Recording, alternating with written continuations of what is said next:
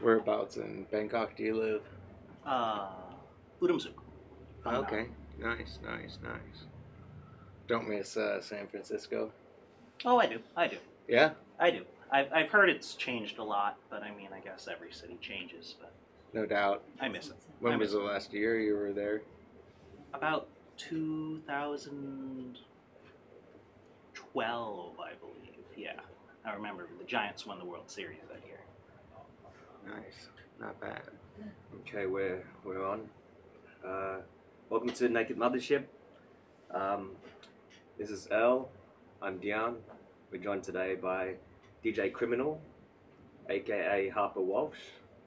Uh, DJ Criminal is a producer, uh, record collector, and more recently, published author. Author of Saudi Arabia Undercover, including Bahrain, Bangkok, and Cairo. Yep. Yeah. His book is a pretty sort of unfiltered um, stories of his shenanigans in the Middle East. And on sale at Amazon right now. Yeah, and at Asia Books in Thailand if y'all are over here.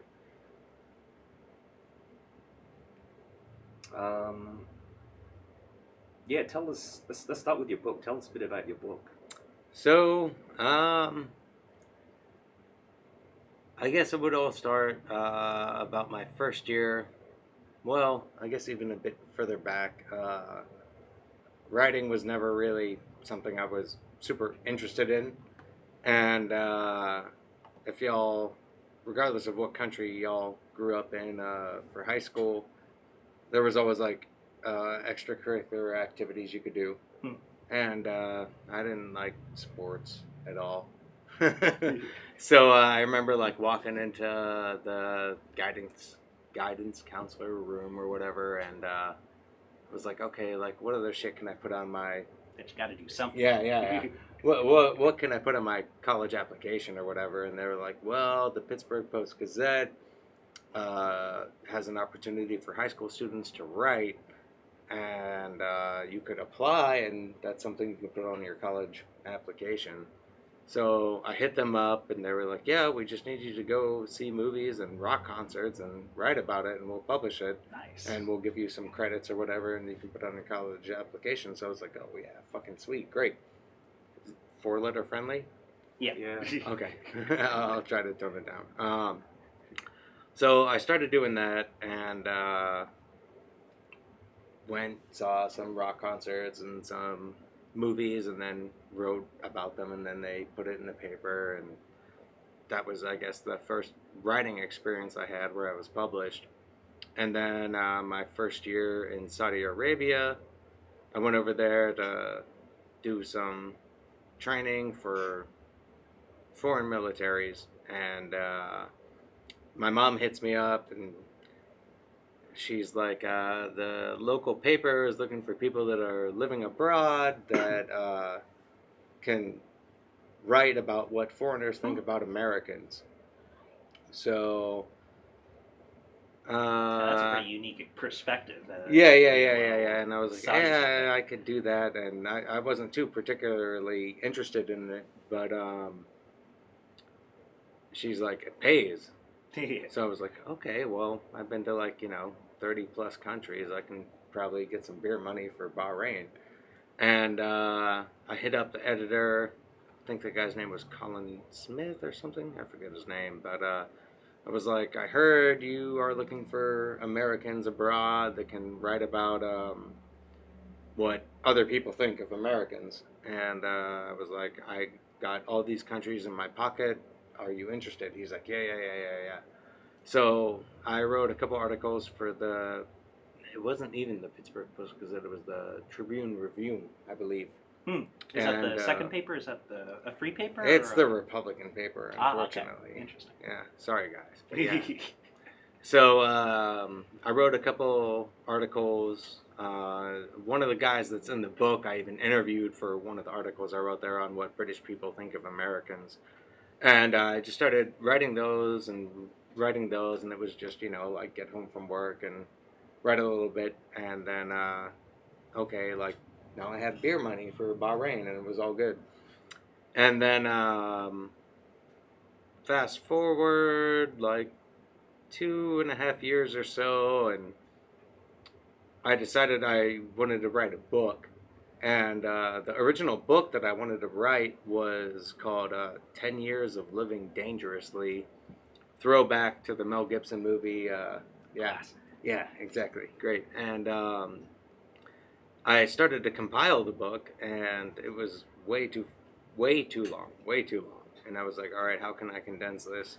And I was like, okay, I can either write about my time in Japan, my first couple years in Thailand, or I could write about Saudi Arabia. And I was like, Saudi Arabia is probably the best shot at getting me published as a first time author for writing a book. So I basically had like 30 different crazy incidences that took place in Saudi Arabia, and I had them outlined, and then I put them in chronological order, time wise, and then I was like, all right, this happened, this happened, this happened, and then wrote out the story, put it together, and I was currently, when this all was taking place, I was living and working in Afghanistan, where I currently live and work, and put it together, wrote out all the short stories, put them in order, and then just kind of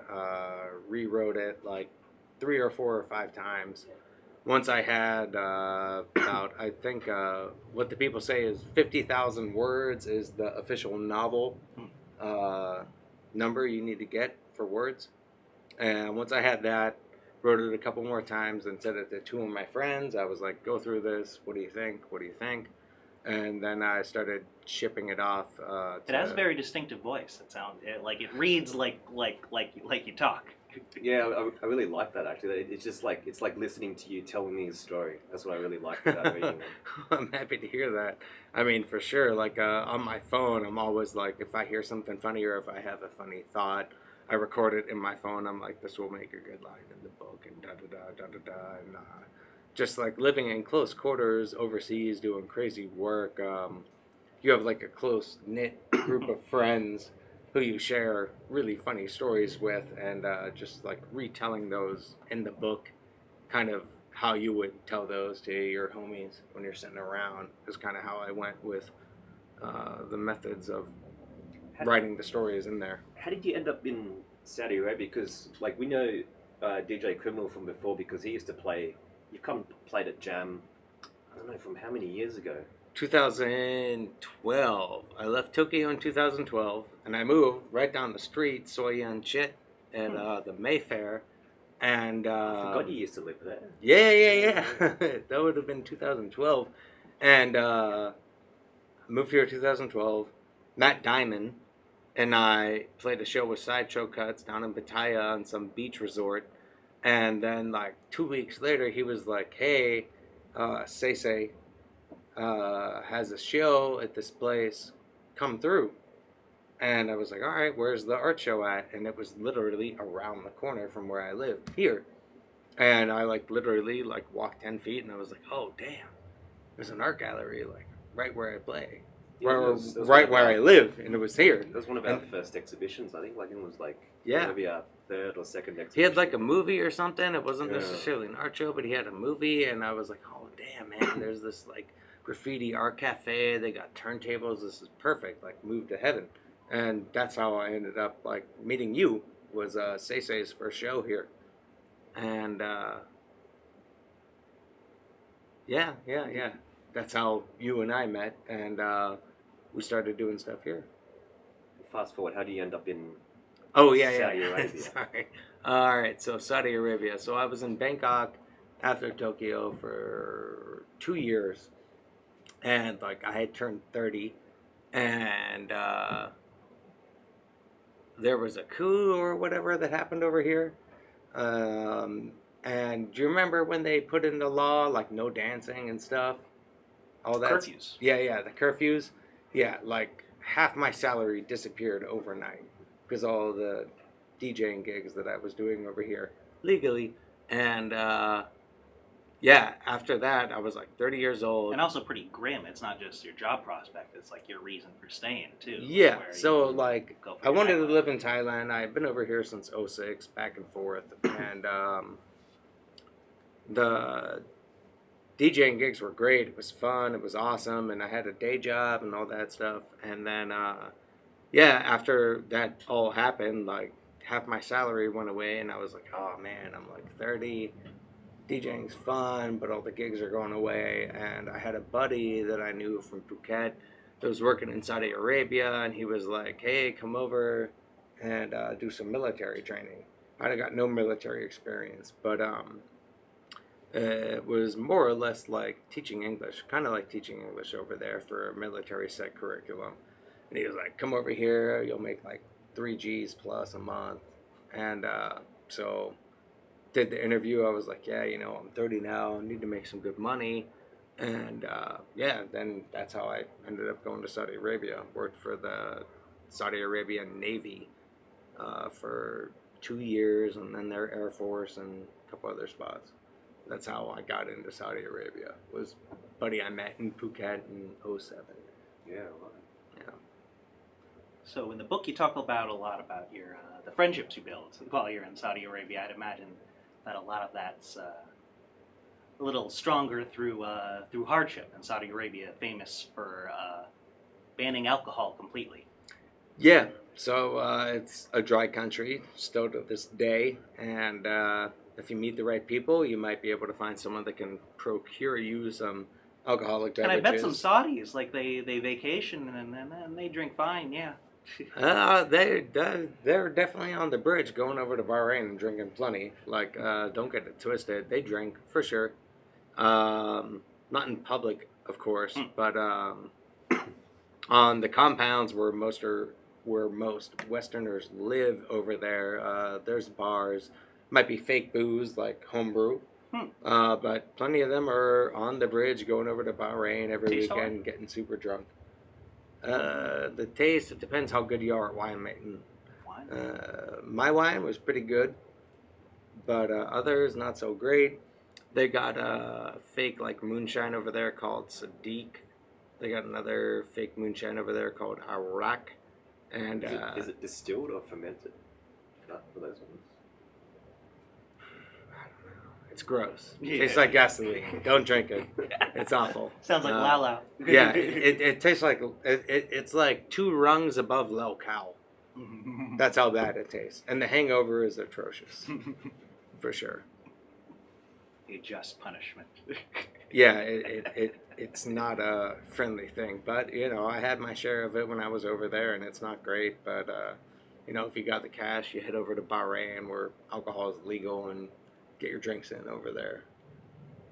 How many trips would you have made to Bahrain while you're living in Saudi? Too many. Way too many. That's where all the salary went for sure. My first 2 years I was with the Navy. Salary was good, but maybe like once a month, sometimes twice a month. I think the longest I went without going to Bahrain was maybe a 3-month stint, maybe. But yeah, it's just like a really depressing place. So you want to go somewhere and like hear music, like music's illegal there. Now, 2020, 2019, things have changed. They're having concerts and shit over there. But like, if you go into the shopping malls or restaurants, music is a no-no. It's not over there. Not to say that Bahrain had any good music either, but it's just nice, like going somewhere where people aren't uber forbidden At about least music. it's a little relaxed. And that Yeah, you can yeah. hear Certainly, it over the speakers, it- even when you have nothing at all. I'm sure just a little yeah, bit. definitely. And especially as a musician, Yeah. that's pretty rough. It was always a dice roll because like I collected a lot of records, so when I would go on vacation or when I would have time off, I would bring back vinyl from Israel or Thailand or Japan or wherever I was going. So it was always kind of a dice roll. Like, are they going to let me back in with this music or not? I don't know.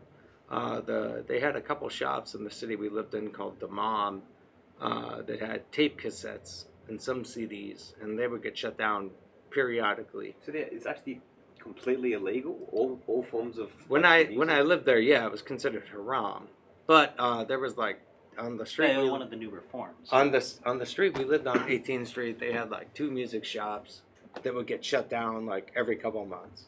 But if you wanted music, you could go find it. But like walking around a shopping mall or a restaurant, like no music's being played at all.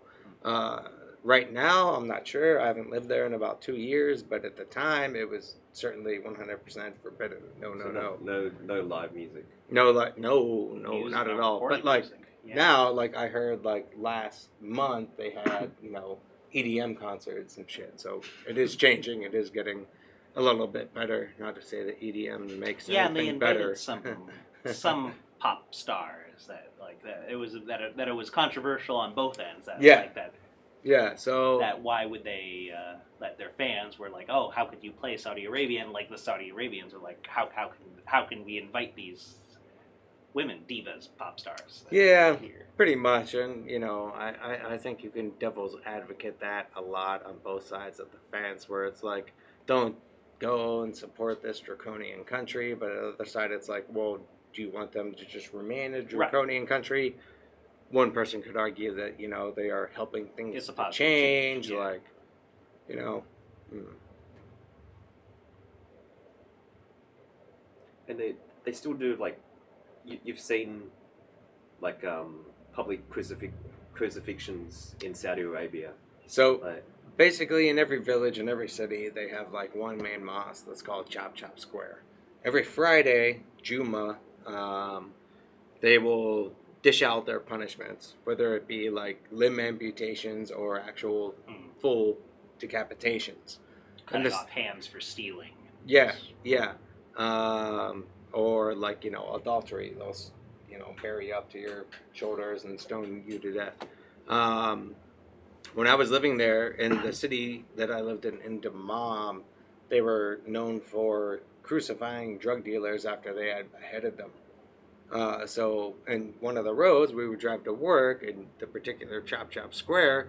They had crucifixes up with decapitated bodies on, and hands out.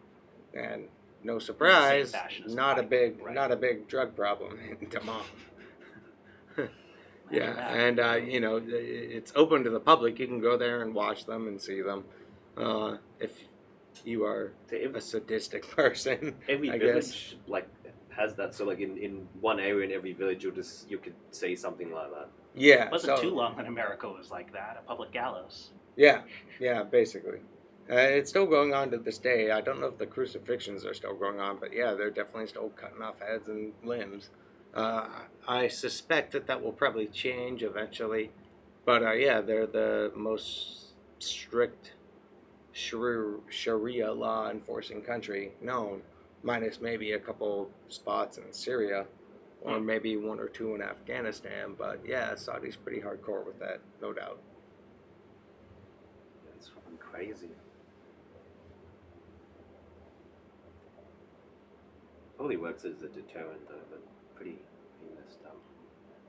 I mean, I wasn't necessarily like looking for any drugs when I was there, but I didn't hear of much of it going around.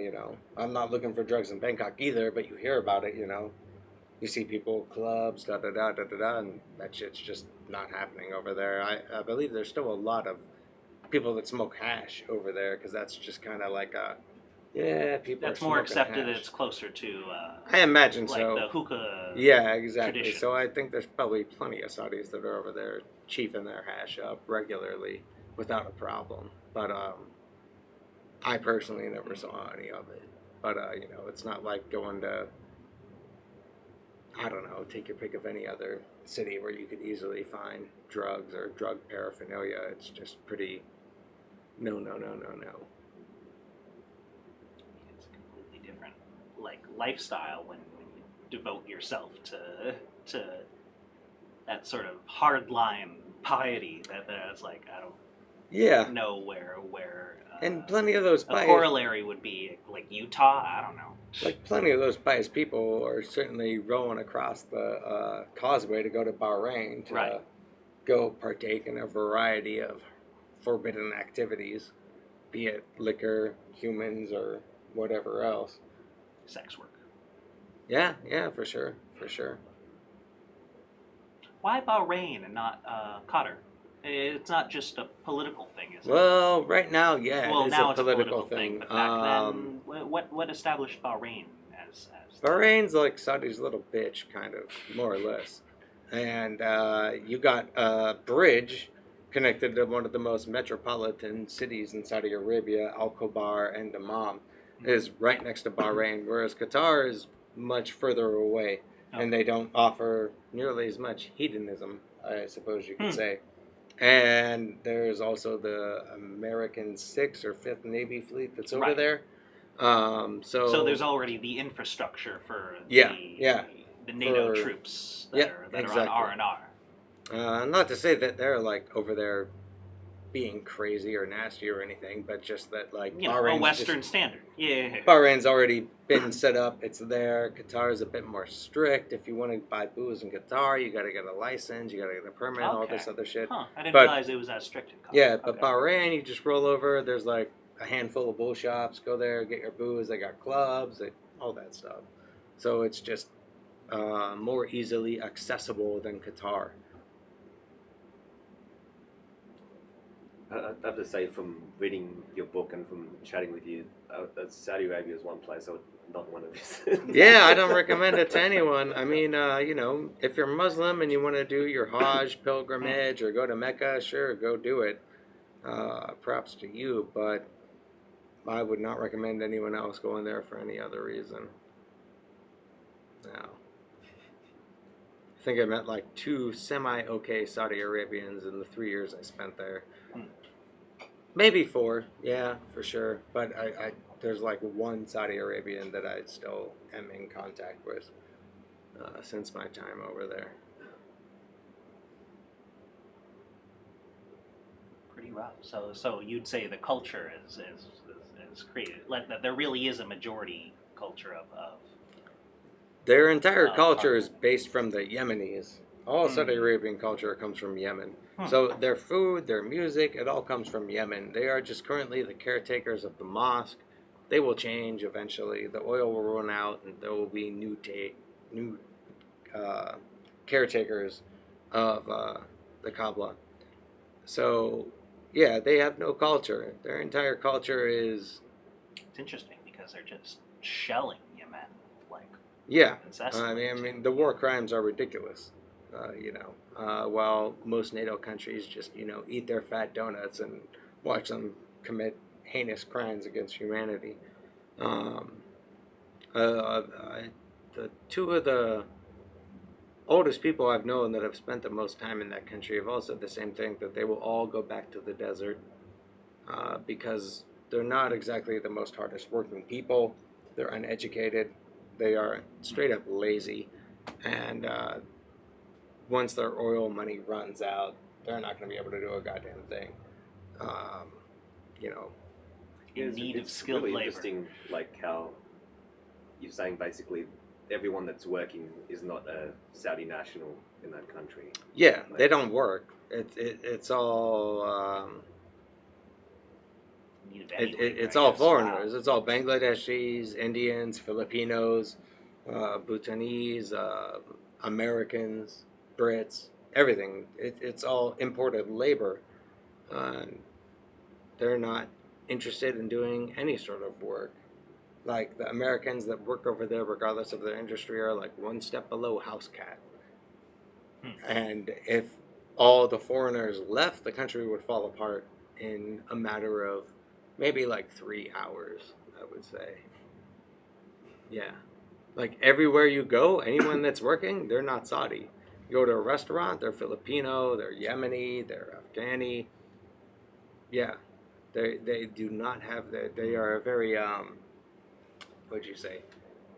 Everything is provided for the people by the government. I heard it was like that in the UAE, but I just assumed because that was a smaller city state that they UAE, employed that. they work more. Really, And they Even have more money. so. And Okay. they have money. The Saudis don't have money. That's the big misconception a lot of people have about Saudi Arabia, is that they're all filthy rich. the family, the royal family, is super rich, but all the people, no, they're poor There's as lots of shit. people. It's a big country. There's a Okay. massive middle class and lower class in the entire country, and everything's just subsidized from the government. So people have this misconception that everyone in Saudi Arabia is driving around in Lamborghinis. It's just not the case. And the UAE, sure, yeah, there's mad more money there. Smaller country, fewer people, better government. But in Saudi Arabia, they don't got money. There's just like, broken down cars left on the road. There's not good infrastructure. Um, so no, they don't have a good future going out for them down the road. The UAE, they're stabilized. They're good. They don't pull as much shady stuff as the Saudis do. Uh, they'll last for, as long as any other strongly built Western country will, I would say. But the Saudis, nah, their time's limited. Was it, they recently sold, like, was it a small percentage of Saudi Aramco, like their main oil company? I believe it went public, Yeah. Yeah. so they had a public offering, but I don't know too much of it. I wasn't interested in buying any of it because it's a finite source of energy, Right. so I wasn't going to put any money into it. Nor am I really trying to make any more money out of Saudi Arabia. Is it a is it a way that they need like the cash injection? Do you think, or like was there some? I really couldn't speak to it. Perhaps myself and economics are not so well versed. Maybe less than a year ago, there were those pretty large refinery explosions. There was like a Were you quote in unquote the- attack from a drone. Are the ones that they Is think that what the, you're referring to? The Right, yeah, explosions? Yeah. So I think they blamed it on Iran. Was it Iran? Who knows? I don't know. I don't think there was any official verdict on what exactly the cause of that was. Regardless if it was or was not, I don't think it had too much to do with the initial public offering, though.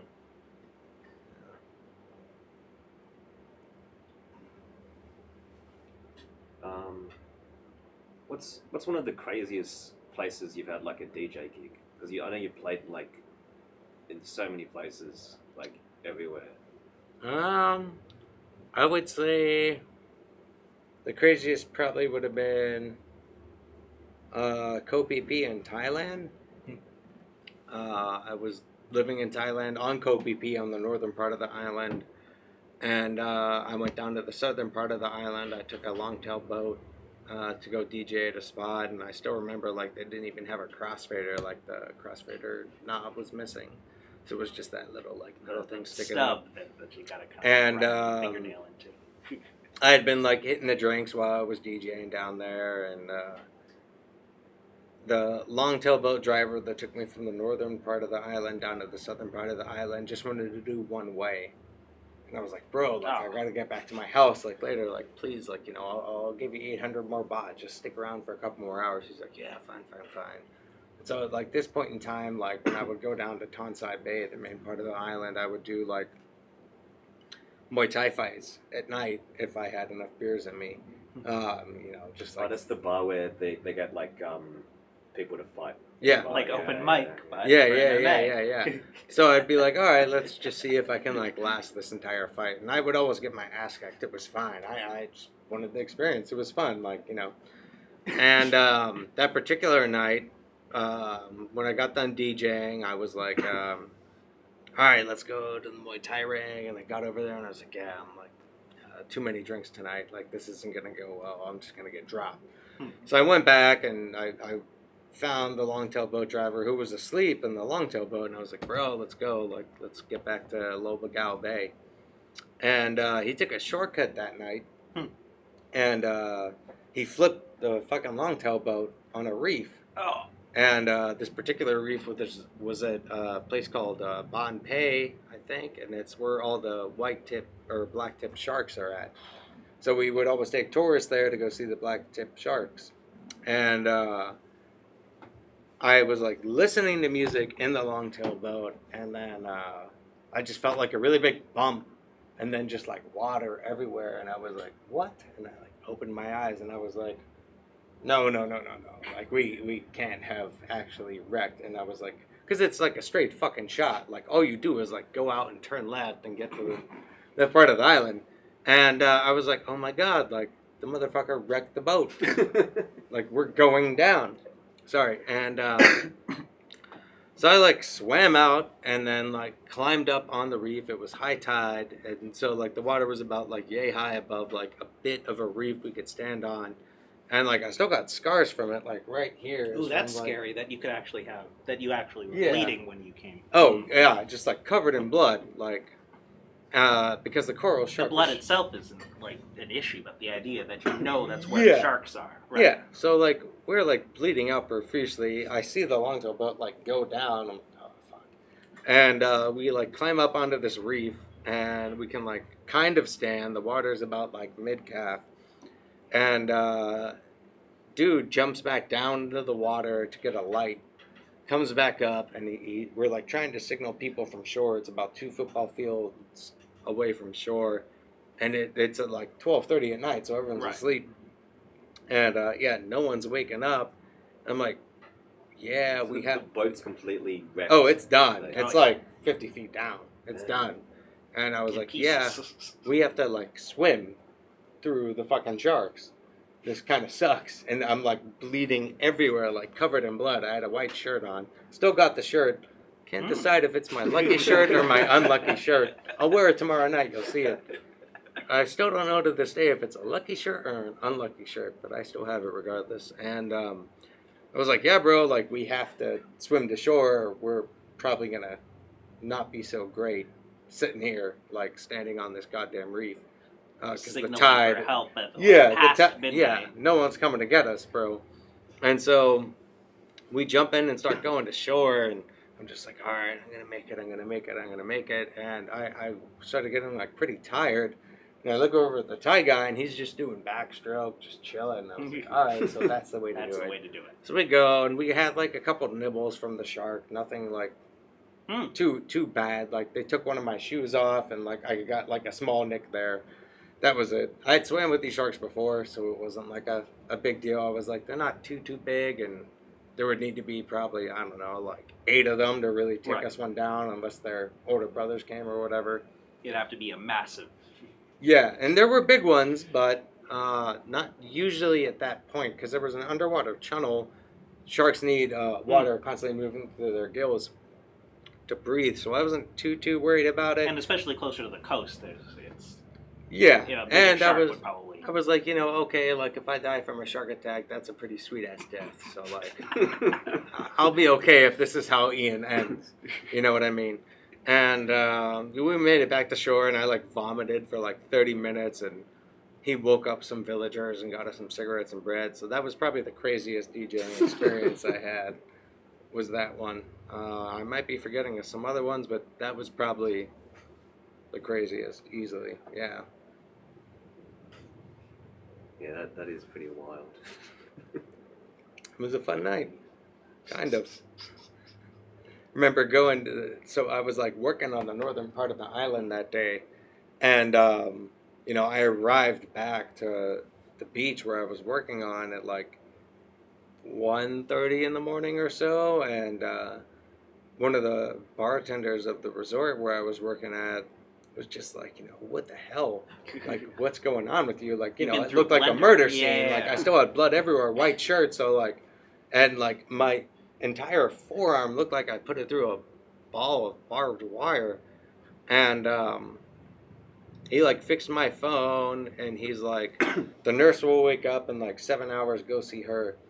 So I like went back to my room on that part of the island, and then I woke up the next morning, and like I was waiting in the nurse's office for like the tourists. There was like a nurse there for the tourists and some of the hotel staff. And she took one look at me, and she thought that I was like a gangster and got in a knife fight.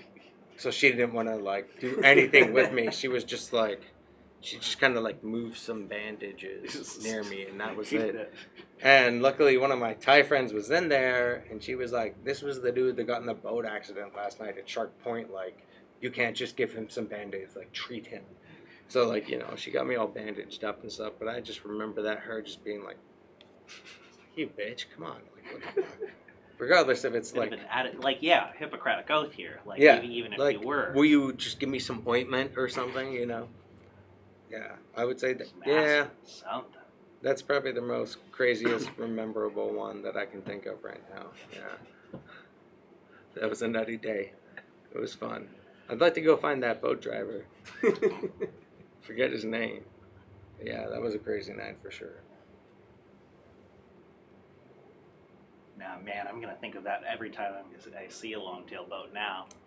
I mean, like like you see them along the clongs that they do double the speed anything else. The speed's not a problem. Asshole tried to take a shortcut. Like, if you look at Tonsai Bay, it looks like a U, right? And like right in the middle of that U where you come in is a reef. So normally all the boats, all the ferries go around and go like this. And he was just trying to cut 10 minutes off his trip back home. So he went and hit the reef and Rocky Walk. yeah, unfortunately for us both. Because I believe he probably had to pay for that Oh, long yeah. boat. Oh yeah, Yeah. that thing's ruined. I mean, like the way that longtail Yeah. works, the engine is like I mean- connected like directly to the propeller. Yeah. Like that hits anything, and that's Yeah, it was that for sure. I That's tipped him bad out shit. at the end of the night because like when we made it to shore, he was just like head down and his, you know, he was just like this. and thousand-eyed stare. He's yeah, just like, for sure. yeah, dude, that boat costs like $2,000. I have kids, so like I gave him a bunch of money, and the next day, I got like a bunch of clout on the island because Right.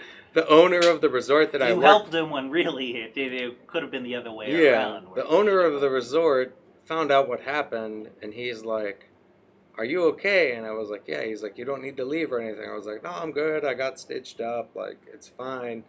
And he's like, "What did you lose in the accident?" And I was like, "Well, you know, I lost like some DJing stuff and Some records, and headphones. yeah. Well, I did not have vinyl. Okay. Thank fucking God I didn't have any of my vinyl with me. No, that shitty place I was DJing at only had CD DJs, so I lost like some CDs and a flash drive or whatever. But he's like, "What happened to your phone?"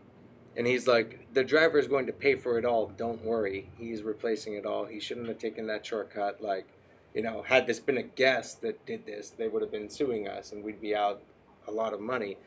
So the driver comes up to me the next morning, and he's like, you know, the owner talked to me like, "What did you lose?" And I was like, "Bro, like, don't give me back the money. Like, it's all good. I know you're like screwed right now."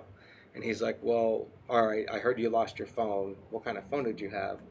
And this is like 2008, and I had a Nokia, like one of those shitty Nokias, like not touchscreen. Basically And- a burner. Yeah, I had a burner. A candy bar. And he's like, "You had a Nokia?" And I was like, "Yeah." He's like, "Are you sure?" Because he's like, you know, the Falong, who makes more than anyone else on the island, like had a Nokia. Like we all got, you know, Smartphones. yeah. Here. And he's like, "Really?" And I was like, "Yeah." He's like, "The Nokia," and I was like, "Yeah." He's like, "How much did it cost?" I was like, "I think I bought it for like 600 baht." So he went around and told like everyone on the island, like, dude had a Nokia, and everyone like gave me kind of like clout and bonus points because I was honest about my phone. Right. But it was like a You loss could of have face. upsold it. Like Yeah, it was like a loss of face. So they were just like, the fucking white dude had a 600 baht phone, and they all laughed. So they like laughed at me about it, but they were like, he was so honest about the price. So it ended up like working out in my favor. Yeah, that was a interesting night. Did the phone still work? Or was Yeah, it lost it did. at the bottom? Yeah, no. They I tried had- to replace it. That's hilarious. I got it back, and they just had to like dry it out. Dude took it apart. Those 'cause things the- are near damn indestructible. Yeah, the beach bar where I was working, when I got back home to Lobagal, the bartender was still up cleaning up the bar and saw me and like fixed my phone, and it worked in like 3 minutes. Yeah, so it all worked out.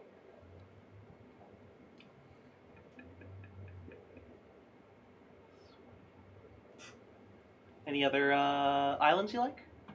I That like you personally enjoy, like when you're not working. I like Colipe a lot. Colipe is pretty nice. It's got good visibility for diving, and not too many tourists there, which is also cool.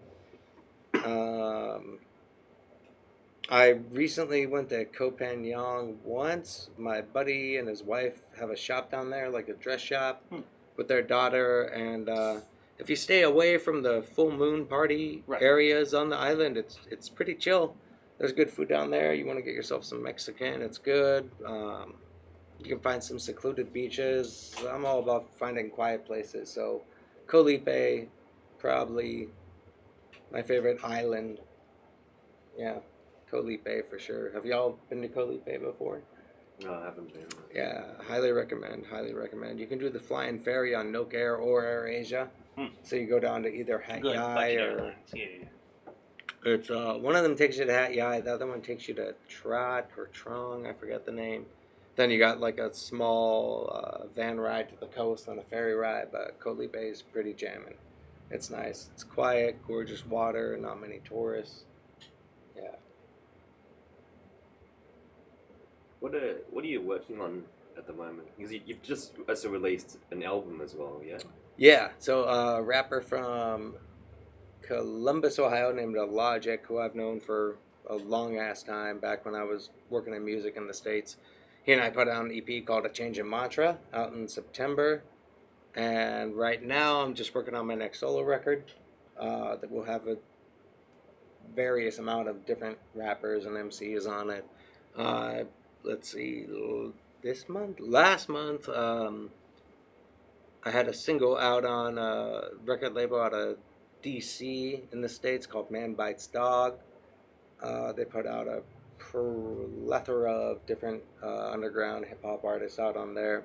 So I believe the song was Caroling in Kabul, I believe was the single I released on them. So I'll be doing some more projects with them, and then just putting out my solo project sometime this year. We'll see. We'll see how much time I got to work on it. But at the at the moment, there's 3 songs finished. I got one song finished with Barfly from Old Dominion. Got another song finished with Akil from Jurassic 5. And then a couple other rappers I'm working with right now. We haven't finished the songs yet, so I'm not going to name drop them just yet. But there'll be some great vocalists on there, no doubt. Cool. Yeah.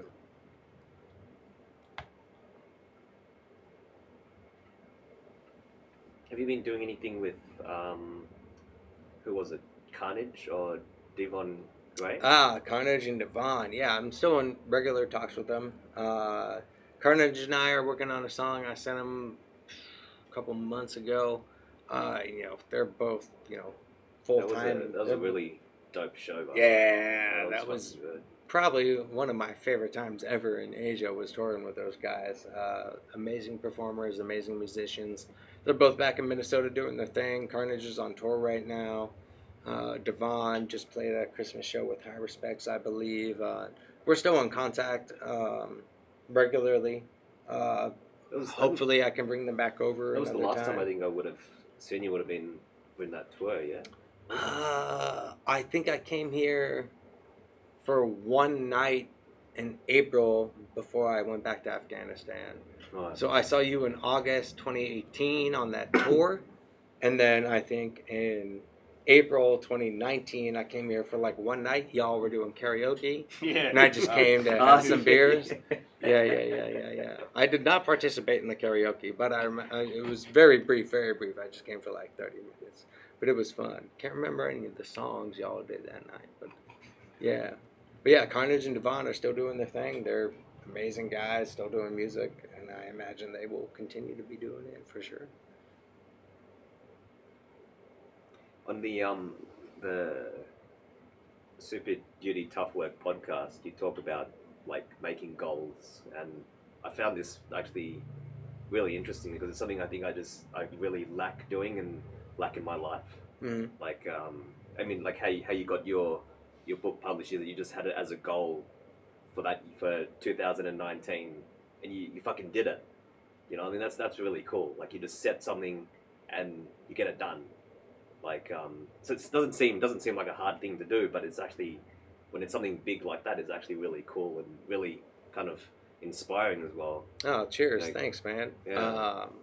yeah. When I was back in the States in Minnesota, I did some part time work for a marketing company, and they had flown me to Chicago to do a marketing training thing with like Tony Robbins, number two. I forget the guy's name. And he went over different goal setting procedures you could implement into your life. And one of the ones that he suggested and told us about was writing like three main goals. They could be long term or year goals, not like, all right, get rent paid by the end of the month, or like finish this da da da by next week. Like bigger goals. And he said, write down three. Don't pick more than three. They have to be big, and write them down and keep them in your pocket or your wallet every day. And I did it once back then, and it worked. And then I've just always, constantly been just working on projects, and I always have like to-do lists. And then last year I specifically, had some bigger goals, which was like, buy a rental property that I could rent out, publish a Get some book, and passive print it. income. Yeah. Yeah, passive income goal. So it was like buy a triplex, write and publish a book, and print up a scratch record. And so I had it written down, 2019 goals, and kept it in my pocket every day, and did it the entire year. And yeah, it works. Highly recommended if people are trying to condense goal and You did the productivity. scratch record as well? Scratch record, yes. I'm waiting to get the final copies. It should come next week. So that was probably like the last one. And like the triplex almost happened. And then some real estate paperwork got effed up because of the lender that I was using. But I ended up getting a fiveplex instead of a triplex. It wasn't paid off, but had I purchased that triplex, I would have been able to pay it off last year. So now I have the fiveplex. So like 2020 goals, pay off the triplex, or pay off the fiveplex. Excuse me. Yeah. What's a fiveplex? Pentaplex. Yeah. Yeah, So just five. it's you have like a duplex, which is a house that's converted into two rental properties. Triplex is three rental property. Fiveplex is five rental units. So it's like a small apartment building, How many floors? more or less. There's two separate buildings, and one building has three, the other has two. Okay. Yeah. Fiveplex. So that'll be 2020 goals. That certainly is pay off that fiveplex, get that shit done. Then I can maybe leave Afghanistan. Inshallah, I hope so. Yeah. But yeah, for as far as like, doing goal stuff, like I'll print up like a list that I spoke about on Super Duty Tough Work, and it's like 2019 progress and accomplishments. And so I put like, 30 blank lines on there and everything. Anytime I do something that's productive or I feel is an accomplishment, I write that down so I can see it every day. And it's a constant reminder, which kind of goes back to the writing three goals down and keeping them in your pocket. That makes sense. Like when people ask me what I've done like over the last year, I blank out. I just go, and like I can't remember. Yeah. Like I'm sure I must have done something, but Oh, for sure. But yeah, I mean, it's just kind of like a mental reminder. If you always have it in your pocket, like every time I get my keys, my hand touches my goals, and I'm like, what's that piece of paper? Oh, it's everything I need to be doing in life to, get whatever I'm trying to do, more or less. Yeah. Yeah, part of me thinks it's like really cheesy, but it's obviously really effective. It is. No doubt. It's cheesy as hell. I'm sure, But it does Dan's work. over there laughing his ass off right now, like, oh, that little bitch making his lame ass goals in his pocket. But, I mean, yeah, whatever works, man. I mean, if people want to talk shit on accomplishing things or getting your goals done, like, all right, whatever. That's fine. Laugh away. But, I mean, yeah, trying to do productive things in life and got goals, and if you're trying to do things like independently release an album or whatever, it's not easy if you don't have a record label backing you up. You're wearing like 19 different hats. You got to do graphic design, marketing, press releases, all that stuff. Fortunately, I'm surrounded by a close knit of friends that can help with all that stuff. But like my to-do list right now today, I've done like 23 different things that I had to do today since I arrived in country at 4 a.m. Tomorrow I have a equally long list. So like I really don't start vacation until next week when I get down to Koh Phangan. But and it's constantly just like making to-do list and crossing them off and constantly doing them. Then occasionally trying to have a beer. That's about it. For 2020, what are some of like the bigger goals? So Have you got anything set yet? the biggest goal is going to be pay off the fiveplex that I have. Inshallah, that can happen. Hopefully, we'll see. We'll see how much money I spend on this vacation. If I keep drinking Leo, I think I'll be all right. So yeah, pay off for right now. Rough. I haven't made my top 3, but it's going to be pay off the fiveplex. Doing a master's degree in international education. So I want to do that. And then the third. Do the same jobs, get better paid. It's not even that. Like I won't make any more money from that. In fact, the salary would just drop from whatever day job I end up doing after Afghanistan. But it's just kind of like a backup. So like if the Taliban converts to Christianity and the war ends over there, I can come back here and like teach at a university for 15 hours a week and get a legal work permit sort of deal. So get that master's degree done. And then I haven't landed on my fixed third one. And then I'll make probably a separate 3 goals for music. Because I found like I really do need to keep them separate. So like while I had those 3 main goals that I talked about on Super Duty Tough Work, I would also have like a list of like 10 goals of shit I needed to do musically. Which was like, release the stuff with the Logic or like, get a different sponsorship or make a video for a certain DJ company at some crazy ass location, something like that. So I'll probably continue to keep them a little separate with like 3 main goals that will like help in 10 years from now, and then like 10 to 5 main music goals for this particular year. And those will fluctuate, like working on music videos. So my buddy Jesse, his name is Jesse Rockwell, does photography for like BBC, amazing photographer and videographer. He went to Nepal to shoot videos for me for one of the singles on my next album. We're still working on the video. So he got me all the footage. I sent it to my buddy Joe Stamberjohn from Eyes to the Skies Films out of Wyoming. And so we're still editing that. So that is still like a goal that's being carried over that I'll continue to work on for the rest of this year. Sweet video, awesome shots all over Kathmandu. Yeah.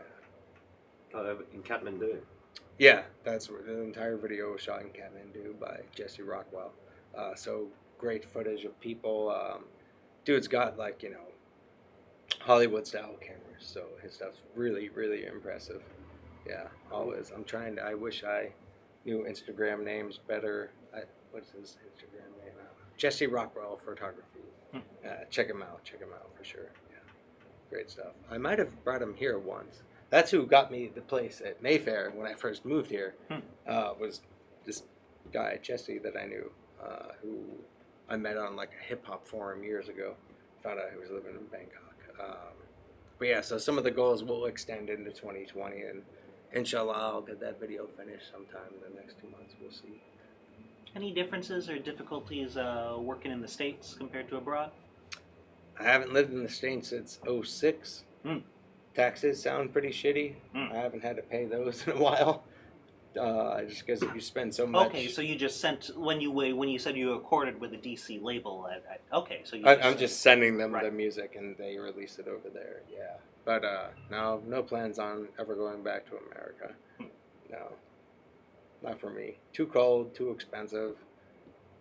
Angry people, lots of guns. Not that there's any shortage of guns in Afghanistan. But, yeah. Or Thailand. What made you want to first leave America? The winter. I was working for a record label in a recording studio in Minnesota, and I just kind of felt like I did everything that I wanted to do at that point in time in my life, and I was like, these winters suck. It's like -20 Fahrenheit for like 3 months straight over there, and heard Thailand didn't have snow, so came over here. Yeah, and been abroad since then, 06, 07, 06, somewhere around in there. Maybe 06. I think 06, yeah. Where during your time in Bangkok, you're playing Goja tonight. Yeah, Goja is tonight and Jam's tomorrow. Yeah, yeah. I still got to go home and go through all my records. I've been hoarding so many records in Afghanistan that I had to go to a tailor and I got a vest made that can hold 25 45s, 25 45s, 25 45s, 25 45s. Because some airlines are assholes and they'll weigh your carry-on bag when Right. you are at the gate. Mm. So I was like, okay, I have about like 80 12 inches and 127 inches. I'm This playing on from this tour. Afghanistan. No. I've just been ordering them and bringing them back. So some I buy online, some I'm finding in various countries. That's very clever. Anything you wear, that's a carry-on. Exactly. So I got the vest made, and it's like back home now. So I was like, if they weigh my bag and try to give me shit, I can take out all the 7 inches and wear them and put them in there. So it's great. The vest doesn't look nice or anything, but it serves its purpose. So like Sunday, I fly up to Chiang Mai. Bangkok Air or Thai Airways. We'll see if they wear that. But I got the vest on, all the vinyl inside, because you can't check vinyl. They're gonna throw that shit everywhere, dude. You know what I mean? Smooth ass. So I'll be wearing that on Sunday, looking like a idiot. Like Doctor but- Who? Yeah, pretty much. Because like when I was getting when I got it tailor made, right, and I kept telling the guy, I was like, no, you don't understand. You got to make it wider. You got to make it wider. So when there isn't records in it, it like comes out like this far on me, and it looks like absolutely ridiculous.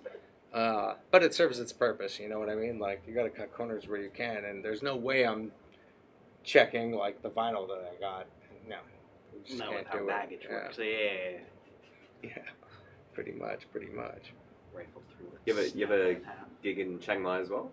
Yeah, I got 3 gigs up in Chiang Mai.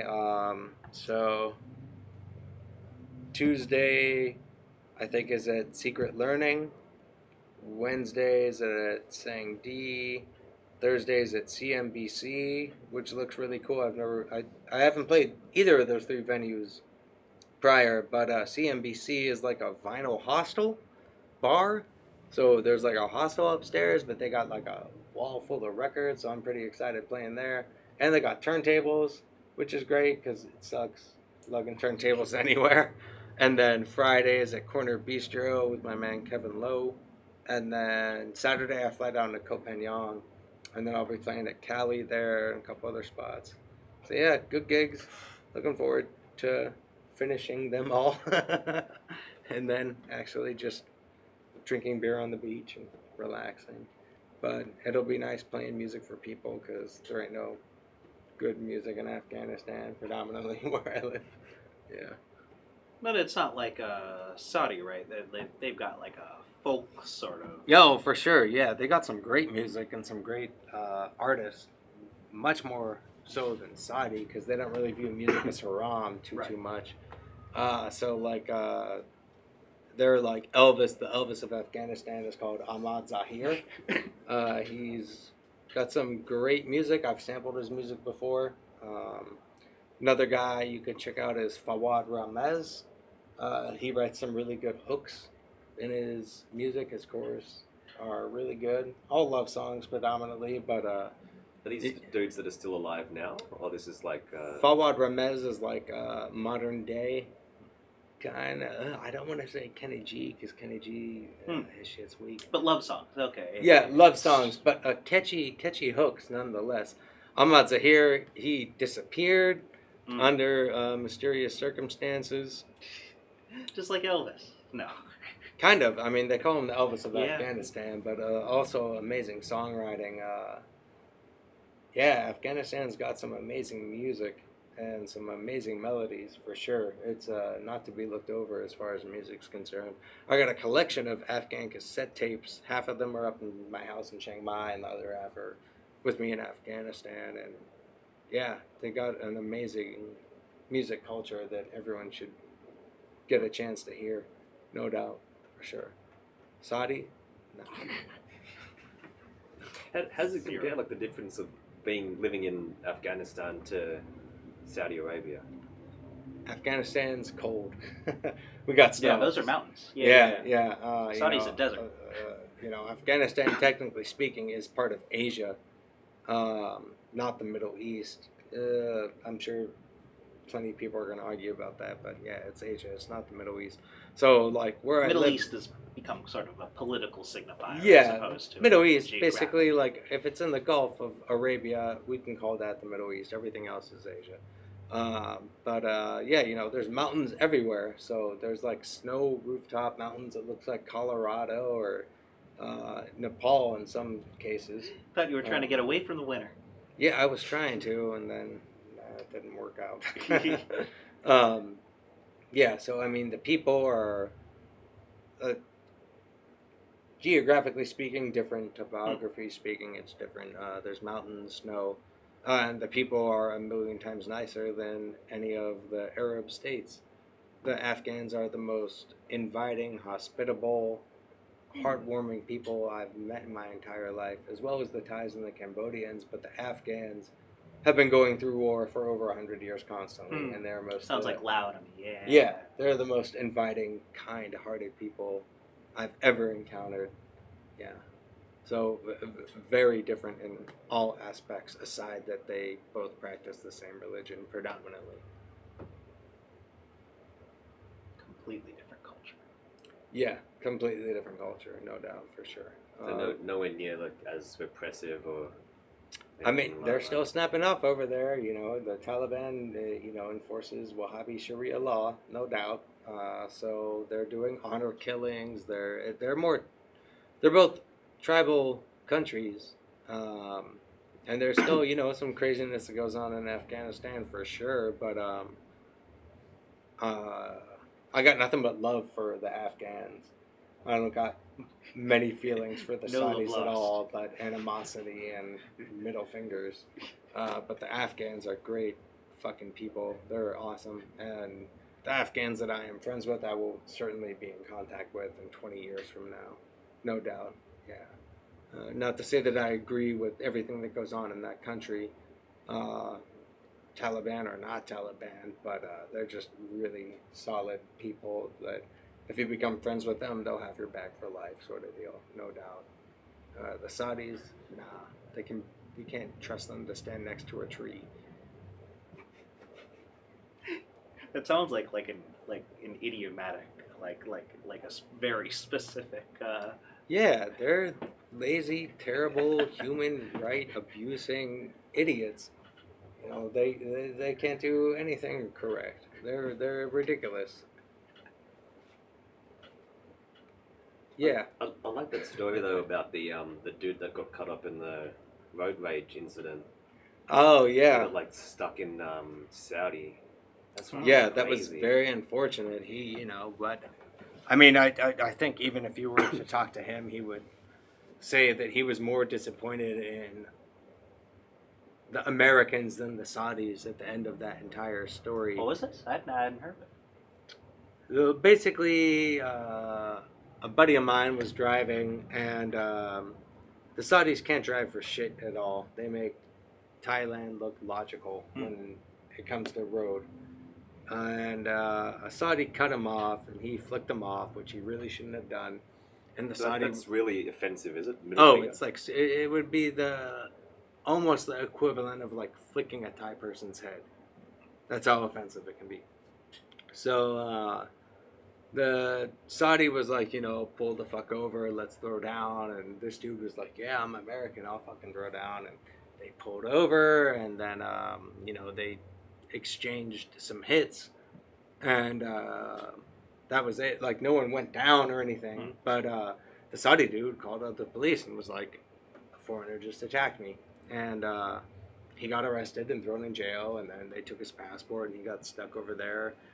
And the Saudi guy made up some bullshit, and they were gonna. Then that's where it comes from. That he was like he tried to hit me. disappointed with the U.S. State Department that they couldn't back him up. Well, they not only did not back him up, but they didn't help him leave the country. Right. After he was arrested and released from jail, they took his passport, so he couldn't leave. He was facing lashes and possible jail time. His employer fired him, so he didn't have a place to stay. He didn't have health insurance. He was in a really bad He didn't have his way. passport as well, yeah. I don't know if he physically had it or not, but he was put on a black, like an 86 list. Like you are not allowed to leave the country until all this shit gets finished, Wow. more or less. And some people had offered to smuggle him out through Jordan, which he declined, which he probably should have, but he eventually made it out. But at the end of the day, I spoke to him several times after that had all happened, and he was more disappointed with what the American consulate, did not do for him than what any of the Saudis did.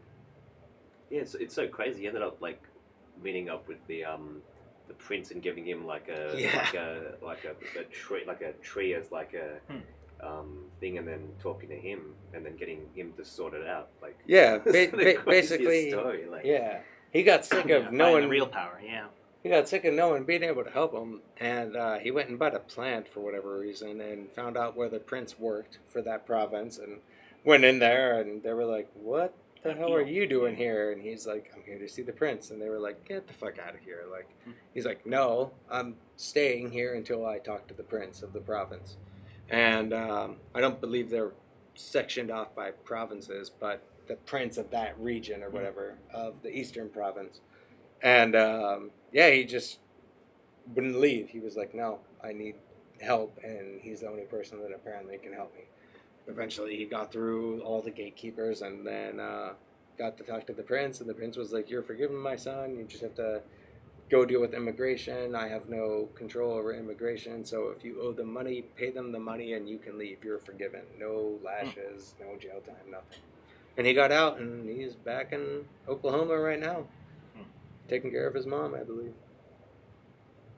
it's interesting how it's still like, I guess, a really tribal mentality, the way it's like everything's run. But I mean, sometimes it can work in your like. I mean, just the way things are just so different, I suppose, how you think it would work. You know. Like, Yeah, yeah. they're Traditional certainly power structures. they're Yeah. certainly still tribal, no doubt. Like Al Assad is a tribe, and Afghanistan all tribal, Kuwait all tribal, Qatar, all those countries all tribal for sure, no doubt. And that tribal law will flex a lot of anything else that people might think, no doubt.